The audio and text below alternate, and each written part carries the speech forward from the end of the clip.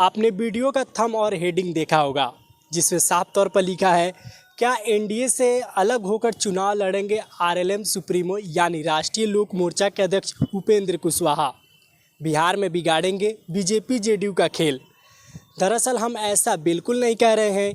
बीते दिन खुद उपेंद्र कुशवाहा ने कुछ ऐसा कहा है कि चारों तरफ इस बात की चर्चा होनी शुरू हो गई है कि क्या बिहार विधानसभा चुनाव में एनडीए से अलग होकर चुनावी मैदान में उतरेंगे उपेंद्र कुशवाहा।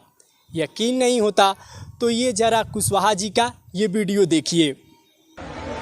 और कोई कारण नहीं है 4 सीट मिलेगी 5 सीट मिलेगी, यह जो चल रहा है, उपेंद्र कुशवाहा ने जनता के मुद्दा को उठाया है। डायरेक्ट बाधा नहीं खड़ा कर सकते तो इनडायरेक्ट बाधा खड़ा करें।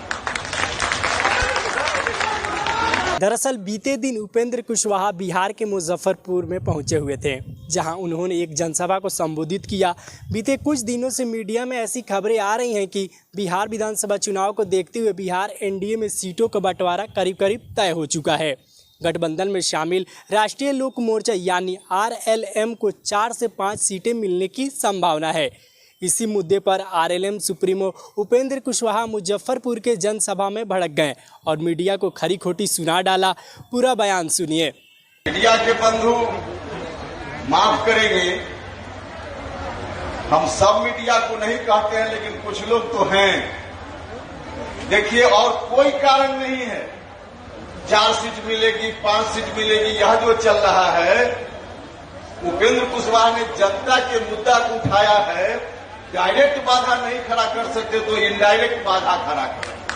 पूछ देंगे कितनी सीटों पर लड़िएगा। अरे भैया, जो लोग कितनी सीटों पर हम लड़ेंगे ये तय करेंगे, हमारा काम है। अब कोई चर्चा नहीं। और आपको कहां से अधिकार मिल गया कि 4 सीट 5 सीट और 6 सीट? अगर आपको अधिकार मिल गया है और आपको पूरा पता है तो नाम भी कागज पर उम्मीदवार का आप ही लोग लिख कर दे दीजिए, उसी को हम लोग टिकट दे देंगे। तो सुना आपने उपेंद्र कुशवाहा को कैसे बोल रहे हैं कि ये सब ध्यान भटकाने के लिए किया जा रहा है।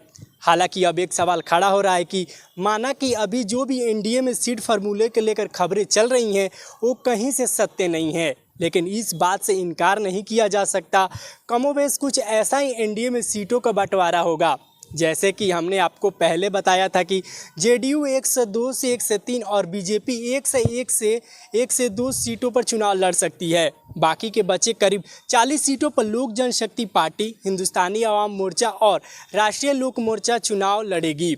इसमें से चिराग पासवान की पार्टी एलजेपीआर का हिस्सा हिंदुस्तानी आवाम मोर्चा और उपेंद्र कुशवाहा की पार्टी राष्ट्रीय लोक मोर्चा से अधिक होगी, क्योंकि चिराग के अभी 5 सांसद हैं, जबकि जीतनराम मांझी की पार्टी हिंदुस्तानी आवाम मोर्चा के 1।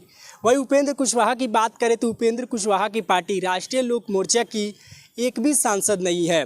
आपको याद होगा कि साल 2024 के लोकसभा चुनाव में एनडीए की ओर से बिहार के काराकाट सीट से उपेंद्र कुशवाहा चुनावी मैदान में थे, लेकिन वो चुनाव में सीपीआई-एमएल के उम्मीदवार राजा राम सिंह से हार गए। बता दें कि इसी सीट से चुनावी मैदान में भोजपुरी के सुपरस्टार पवन सिंह निर्दलीय मैदान में खड़े थे। कहा जाता है कि पवन सिंह की वजह से ही उपेंद्र कुशवाहा जीत नहीं पाए थे और तीसरे स्थान पर चले गए थे। अब यहाँ ध्यान देने वाली बात है कि अभी ना उपेंद्र कुशवाहा की पार्टी का कोई विधायक है और ना ही कोई सांसद। ऐसे में उनका यह बयान आना कि मीडिया में जो सीटें बताई जा रही हैं 4 से 5 सीटें मिलने वाली हैं, वो गलत हैं, ध्यान भटकाने वाले हैं।